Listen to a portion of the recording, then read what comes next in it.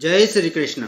नमस्कार दोस्तों, स्वागत है आप सभी का हमारे चैनल भक्ति ज्ञान में। दोस्तों, आज मैं आपको भाद्रपद मास में सुनी जाने वाली गाज माता की कथा सुना रहा हूँ। प्राचीन काल में एक राजा और रानी निसंतान होने के कारण बड़े दुखी थी। रानी ने एक दिन गाज माता का ध्यान करके उनसे संतान प्रदान करने की प्रार्थना की। रानी ने प्रण किया कि यदि मेरे पुत्र हुआ तो मैं भाद्रपद मास में गाज माता का व्रत एवं पूजन करूंगी और हलवे की कढ़ाई करूंगी। गाज माता की कृपा से रानी गर्भवती हो गई और उसे पुत्र की प्राप्ति हुई। दुर्भाग्यवश रानी भाद्रपद मास में गाज माता का व्रत एवं पूजन करना और हलवे की कढ़ाई करना भूल गई। यह देखकर गाज माता रानी पर बड़ी क्रोधित हो गईं और उन्होंने पालने में सोते रानी के पुत्र को आंधी से उड़ाकर एक भील भीलनी के घर पहुंचा दिया। वो भील भीलनी गाज माता के भक्त थी। जब भील भीलनी ने अपने घर में पालने में सोता बालक देखा तो उनकी प्रसन्नता का ठिकाना नहीं रहा। वो भील भीलनी भी निसंतान होने से दुखी थी। घर पर अकस्मात बच्चे को पाकर भील दंपति बहुत अति प्रसन्न हुए और बारंबार ईश्वर का धन्यवाद करने लगे।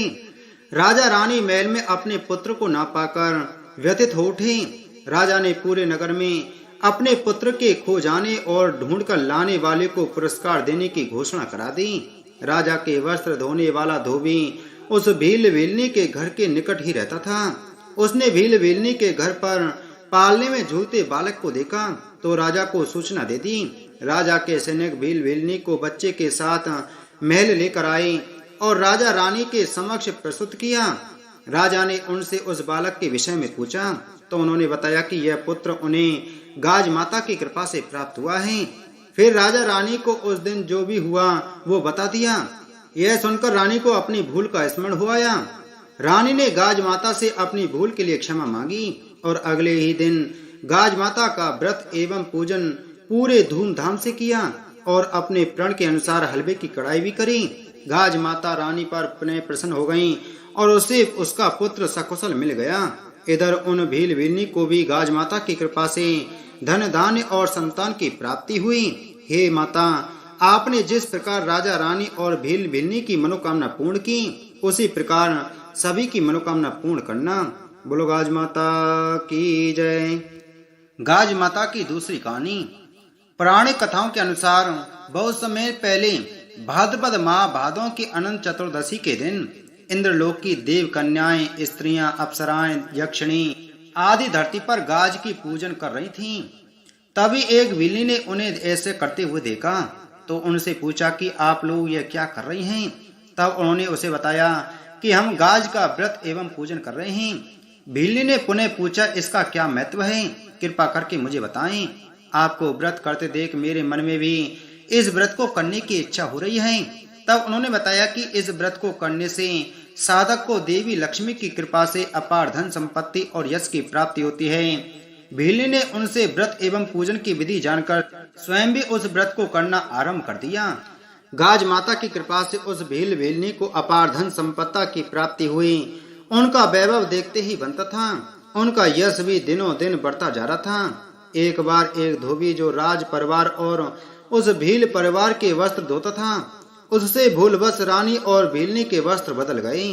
रानी ने जब देखा कि उसके वस्त्र किसी और से बदल गए हैं तो उसने उस धोबी को बुलाकर पूछा कि इस नगर में ऐसा कौन है जो इस प्रकार के राजसी वस्त्र धारण करता है। तब उस धोबी ने उस भील दंपति के विषय में रानी को बताया। रानी ने उस भीलनी को मिलने के लिए बुलवाया और उससे पूछा कि उसके इस वैभव का क्या रहस्य है। तब उस भीलनी ने रानी को बताया कि यह सब गाज माता की कृपा से संभव हुआ है। मैं हर वर्ष भाद्रपद माह की अनंत चतुर्दशी को गाज की पूजन करती हूँ। गाज माता की कृपा से ही हमारी सभी मनोकामनाएं पूर्ण हुई हैं। यह सब सुनकर रानी ने मन में भी संतान पाने के लिए गाज माता का व्रत करने की इच्छा जागृत हुई। रानी ने भीलनी से व्रत की विधि पूछी तो भीलनी ने रानी को व्रत एवं पूजन की विधि बताकर कहा कि हे रानी, आप व्रत अवश्य कीजिए, किंतु इस बात का ध्यान रखना कि व्रत भंग ना हो। रानी ने भी गाज माता का व्रत करना आरंभ कर दिया। गाज माता की कृपा से रानी को पुत्र रत्न की प्राप्ति हुई। जब अगली बार को गाज माता का व्रत आया तो उसके मन में व्रत की विधि को लेकर संशय उत्पन्न हुआ। उसने सोचा कि मेरा पुत्र छोटा है और अगर आज मैं व्रत में रोट खाऊंगी तो मेरे पुत्र के पेट में दर्द होगा। यह सोचकर उसने गाज के व्रत में रोट नहीं खाए। यह देखकर गाज माता रुष्ट हो गईं और उन्होंने उसके पुत्र को पालने समेत अदृश्य कर दिया। अपने पुत्र को ना पाकर राजा और रानी बहुत दुखी हुए। उन्होंने सभी स्थानों पर बच्चे की तलाश की, किंतु उन्हें सफलता नहीं मिली। रानी ने दुखी मन से उस भीलनी को बुलाया और सारी बात बताई। तब उस भीलनी ने रानी को कहा कि हे रानी, आपने व्रत की विधि पूर्ण न करके भूल की है, जिसके कारण गाज माता रुष्ट हुई हैं। आप उनसे क्षमा मांगें। तब उस रानी ने गाज माता से अपनी भूल की क्षमा मांगी और अगली बार पुनः गाज माता का व्रत आया तो पूरे विधि विधान से श्रद्धा भक्ति के साथ रानी ने उस व्रत का पालन किया। रानी की इस भक्ति भावना को देखकर गाज माता उस पर पुनः प्रसन्न हो गई और उसी रात्रि उसे उसका पुत्र वापस दे दिया। अपने पुत्र को पुनः प्राप्त करके राजा और रानी बहुत प्रसन्न हुए। तब से उस नगर में सभी गाज माता का व्रत करने लगे। बोलो गाज माता की जय। गाज माता की तीसरी कहानी। एक राजा और रानी थे। उन्होंने अपने पुत्र का विवाह किया, लेकिन शादी के काफी साल बाद भी रानी की बहू को पुत्र प्राप्ति का सुख प्राप्त नहीं हुआ था।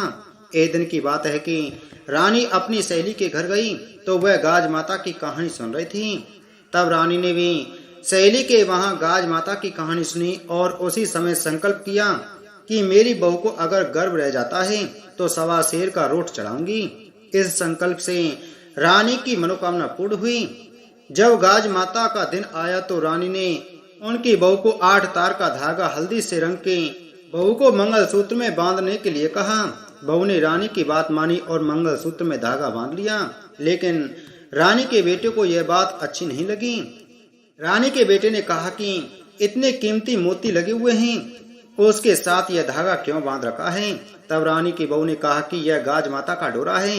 राजकुमार ने उसकी पत्नी से गले से डोरा उतार दिया। वहीं रानी ने गाज माता के नाम मोटा रोट बनाया। जब राजकुमार ने पत्नी को मोटा रोट खाते हुए देखा तो कहा कि यह रोट बहुत मोटा है, यह रोट खाओगी तो बच्चे का पेट दुखेगा, बच्चा अभी बहुत छोटा है, यह रोट मत खाओ। बहू ने वैसा ही किया और रोट नौकरानी को दे दिया। इससे गाज माता रुष्ट हो गईं और तेज तूफान के साथ बेटे को ले गईं और एक भीलनी के आंगन में छोड़ दिया। भीलनी की भी कोई बच्चा नहीं था तो यह देखकर भीलनी बहुत खुश हो गई। उधर महल में हाहाकार मच गया। रानी और बहू गाज माता से गलती माफ करने के लिए प्रार्थना करने लगी। फिर रानी ने 1.25 मन का रोट बनाकर गाज माता को चढ़ाया और पूजा करने लगी। गाज माता ने क्षमा मांगने पर उन्हें माफी दे दी और भीलनी के मन में ऐसा विचार भर दिया कि यह बच्चा जिसका होगा वह कितनी दुखी होगी। इसलिए भीलनी बच्चे को लेकर महल की तरफ आई। तब उसे पता चला कि यह बच्चा राजकुमार का है। भीलनी ने बच्चा रानी को दे दिया। महारानी ने भीलनी से कहा कि यह सभी गाज माता के प्रकोप के कारण हुआ है। भीलनी ने महारानी से गाज माता के बारे में पूछा तो महारानी ने सब विस्तार पूर्वक बताया। यह सभी बात सुनकर भीलनी ने भी रोट चढ़ाने का संकल्प लिया। उसके बाद गाज माता भीलनी पर खुश होकर उसे भी पुत्र का सुख दिया। हे गाज माता, जैसे रानी को भीलनी को फल दिया वैसा फल सभी को देना और जैसा प्रकोप किया वैसा प्रकोप किसी पर न करना। गाज माता की कहानी कहने वाले, गाज माता की कहानी सुनने वाले और हामी भरने वाले के घर में सुख देना और सभी दुख हल लेना। बोलो गाज माता की जय। दोस्तों, गाज माता की कहानी के साथ विंदायक जी की कहानी भी सुनी जाती है। विंदायक जी की कहानी। एक मेंढक और मेंढकी थी। मेंढकी रोज विंदायक जी की कहानी कहती थी। एक दिन मेंढक बोला कि तू क्यों किसी पराये पुरुष का नाम लेती है? अगर अब तू दोबारा नाम लेगी तो मैं तेरा सिर फोड़ दूंगा।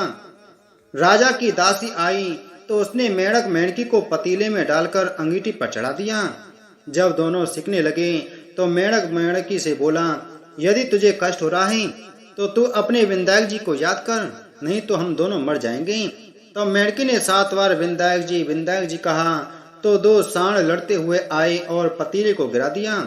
मेंढक मेंढकी बहते हुए तालाब में चले गए। हे गणेश जी महाराज, जैसे मेंढक और मेंढकी का संकट काटा उसी प्रकार सभी के संकट काटना। कहने वाले और सुनने वाले के कष्ट दूर करना हमारे और हमारे परिवार के सभी दुख दूर करना। बोलो विंध्याचल जी महाराज की जय।